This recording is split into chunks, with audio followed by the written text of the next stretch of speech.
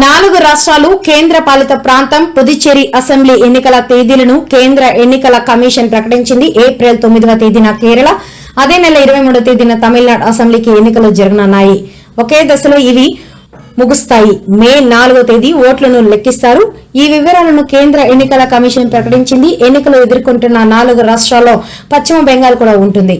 ఈ రాష్ట్రంతో పాటు తమిళనాడు, కేరళ, అస్సాం, కేంద్ర పాలిత ప్రాంతం పుదుచ్చేరి ఉన్నాయి. ఈ పరిణామాల మధ్య కేంద్ర ఎన్నికల కమిషన్ ఈవీఎం, వీవీప్యాట్ల ర్యాండమైజేషన్ ప్రక్రియకు సంబంధించిన వివరాలను తాజాగా వెల్లడించింది. పోలింగ్ గడువు సమీపిస్తున్న నేపథ్యంలో అస్సాం, కేరళతో పాటు కేంద్ర పాలిత ప్రాంతం పుదుచ్చేరి ఈవీఎం, వీవీప్యాట్ల మొదటి ర్యాండమైజేషన్ ప్రక్రియ పూర్తి అయినట్లు ప్రకటించింది. ర్యాండమైజేషన్ చేసిన ఈవీఎంలు, వీవీప్యాట్ల నియోజకవర్గాల వారి జాబితాలను రాజకీయ పార్టీల ప్రతినిధులతో వారి జిల్లా ప్రధాన కార్యాలయాల్లో అందజేశారు.